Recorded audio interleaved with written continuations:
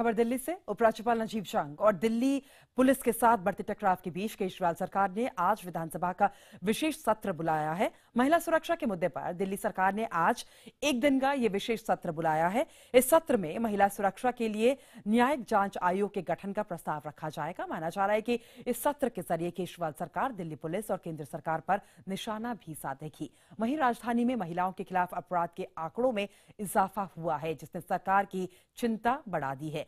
जुलाई महीने में छेड़छाड़ का विरोध करने पर कुछ लोगों ने दिल्ली के आनंद पर्वत इलाके में मीनाक्षी नाम की लड़की की हत्या कर दी थी, जिसके बाद केजरीवाल सरकार ने दिल्ली पुलिस पर वक्त पर एक्शन नहीं लिए जाने का आरोप लगाया था। महिलाओं के लिए शुरू की गई हेल्पलाइन 181 पर भी सवाल उठने लगे हैं। इन सभी मुद्दों पर आज के विशेष सत्र में चर्चा की जाएगी।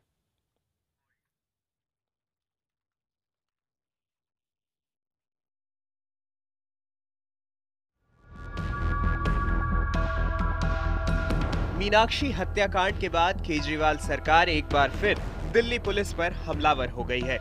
आज विधानसभा सत्र में सरकार पुलिस के बहाने उपराज्यपाल और केंद्र सरकार पर हमला बोलेगी। मीनाक्षी हत्याकांड और महिला सुरक्षा के लिए न्यायिक आयोग के गठन का प्रस्ताव रखा जाएगा। महिला सुरक्षा तय करने के लिए संविधान में संशोधन की सिफारिशें की जाएंगी। महिला सुरक्षा पर अधिकारियों की लापरवाही की जांच भी आयोग करेगा। जस्टिस JS वर्मा कमेटी की सिफारिशों को लागू करने के अलावा ये भी तय किया जाएगा कि महिला सुरक्षा को लेकर पिछले मामलों में क्या कदम उठाए जाएं, जिससे कि इनका जल्दी निपटारा हो सके।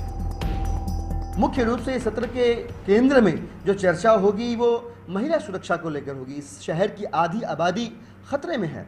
बहुत लंबे समय से आवाजें उठती रही हैं, लेकिन जो चुने हुए प्रतिनिधि हैं वो अभी तक गंभीर होकर इस विषय पर चर्चा करते हुए नजर नहीं आए। लेकिन सवाल उठने लगे हैं कि जब केजरीवाल सरकार महिलाओं की सुरक्षा पर इतनी ही संजीदा है, तो आखिर महिलाओं के लिए शुरू की गई हेल्पलाइन 181 की सुध क्यों नहीं ली जा रही है। इस हेल्पलाइन के हालात दिनों दिन बिगड़ते जा रहे हैं। हेल्पलाइन में काम करने वाली महिलाओं को समय पर वेतन नहीं मिल रहा है। 1031 के प्रचार प्रसार में तो पूरी दिल्ली में पोस्टर और होर्डिंग्स लगे हैं, लेकिन 181 का कहीं पर जिक्र तक नहीं। ऐसे में इस हेल्पलाइन से महिलाओं का भरोसा उठ रहा है। हालात ये हैं कि इस पर मदद के लिए फोन कॉल्स दिनों दिन कम हो रहे हैं। हेल्पलाइन अच्छा काम भी कर रही थी, लेकिन फरवरी 2014 से जून 2015 तक इस महिला कॉल सेंटर में आई कॉल्स की संख्या को देखें तो फर्क साफ पता लगता है। नजर जरा इन आंकड़ों पर भी डालते हैं। साल 2014 मई में 49,719 कॉल्स आई, जून महीने में 49,052 कॉल्स आई। अब इस साल के आंकड़ों पर जरा गौर करें तो मई में 39,151 कॉल्स आई, जबकि जून महीने में 36,735 लोगों ने फोन किया।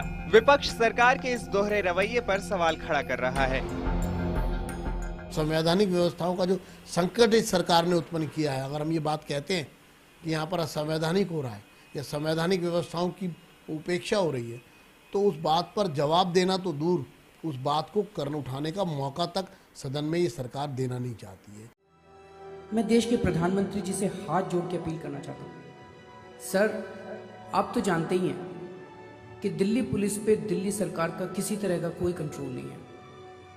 कानूनन दिल्ली पुलिस सीधे आपके अंडर में आती है और आप उसके लिए बिल्कुल टाइम नहीं दे पा रहे हैं। आप तो देश के प्रधानमंत्री हैं। केजरीवाल सरकार ने रेडियो विज्ञापन के जरिए आनंद पर्वत की घटना का जिक्र करते हुए दिल्ली पुलिस और प्रधानमंत्री तक को निशाने पर लिया है। लेकिन अब सवाल उठ रहे हैं कि जिस सुरक्षा व्यवस्था पर अधिकार न होने का दिल्ली सरकार बार बार रोना रोती है, कहीं उसकी ये सारी कवायद महज राजनीति से प्रेरित तो नहीं है। हमेशा टकराव के मूड में रहने वाली आम आदमी पार्टी ने राजनीतिक पार्टियों के बाद अब दिल्ली पुलिस और उपराज्यपाल पर निशाना साधा है। जाहिर सी बात है कि इन सब की गूंज विधानसभा में तो सुनाई देगी ही, लेकिन सबसे बड़ा सवाल यह है कि इस टकराव के बाद आखिरकार क्या जनता की मुश्किलें हल होंगी। कैमरा पर्सन गिट्टी के साथ अमित पांडे, दिल्ली IBN 7। हमारे साथ इस वक्त हमारे संवाददाता ब्रजेश तिवारी इस वक्त जुड़ रहे हैं। ब्रजेश, हमने ये रिपोर्ट देखी जो काफी चौंकाने वाली थी, किस तरीके से अपराध के मामले बढ़े हैं दिल्ली में, लेकिन आज विशेष सत्र बुलाया गया है। क्या एक्सपेक्ट करें हम इससे? बिल्कुल, देखिए विशेष सत्र बुलाया गया है और उसका सबसे अहम मुद्दा है मीनाक्षी हत्याकांड। मीनाक्षी हत्याकांड के बाद ही ये विशेष सत्र बुलाया गया और उम्मीद है कि हो सकता है जो वादे करे दिल्ली सरकार उसको पूरा कर सके। लेकिन यहाँ पर सबसे हैरानी वाली बात एक और मैं आपको दिखा दूं, मीनाक्षी के परिवार के साथ हैं हम और इनके इस परिवार से केजरीवाल खुद मिलने के लिए आए थे और इनको आर्थिक मदद का भरोसा दिलाया गया था। हकीकत क्या है ये जानते हैं। केजरीवाल सर ने जो आपसे भरोसा दिलाया था पैसे के लिए या फिर आर्थिक मदद के लिए, जो भी सहायता के लिए, कितनी पूरी हुई वो मदद है आपको? कुछ भी नहीं मिला अभी वहाँ से। कोई नुमाइंदा मिलने के लिए आया? नहीं, कोई नहीं आया। आज एक विशेष सत्र बुलाया गया जिसमें महिलाओं की सुरक्षा को लेकर बात की जाएगी, कमीशन बनाया जाएगा ताकि महिलाएं सुरक्षित रह सकें, लोगों को दिल्ली वालों को सुरक्षा प्रदान की जाएगी। जो रवैया है उससे लगता है कि ये चीजें मुमकिन हो पाएंगी? मेरे को नहीं लगता जी, बिल्कुल भी वो नहीं लगता मेरे को जो ये सुधार आएगा इसमें। कोई सुधार नहीं आएगा। आप बताइए, आपको लगता है कि हालात बदलेंगे आज जो प्रस्ताव लाने जा रही है दिल्ली सरकार? हमें तो कुछ अच्छा ही वो नहीं लग रहा क्या होगा या नहीं होगा। ये पिता हैं, बोलने के हालात में नहीं है, पड़ोसी हैं, उनसे हम बात करते हैं। ये बताइए, केजरीवाल सरकार जब यहाँ पर आए थे तो आप भी मौजूद थी। आज एक प्रस्ताव लाया जा रहा है जिसमें सुरक्षा की बात की जाएगी, मदद लोगों की कैसे की जाए ये बात की जाएगी। आपको लगता है कि चीजें ग्राउंड लेवल पे? बिल्कुल, ये थे हमारे साथ हमारे संवाददाता ब्रजेश तिवारी जो मीनाक्षी के घर पे खड़े थे। आपको याद दिलाते कि पिछले महीने यहाँ पर मीनाक्षी हत्याकांड को अंजाम दिया गया था। लगता है कि कोई सुधार आएगा, जबकि पीड़ित परिवार से कोई भी मिलने नहीं आया। केजरीवाल साहब आए थे, उन्होंने 5 लाख रुपए की मदद करने के लिए कहा था इनको। आज 15-16 दिन हो गए, आज तक किसी ने भी इनकी सुध नहीं ली है। बिल्कुल, कोई यहाँ पर सुध लेने के लिए नहीं आया, सिर्फ वादे जरूर किए गए थे इनके साथ।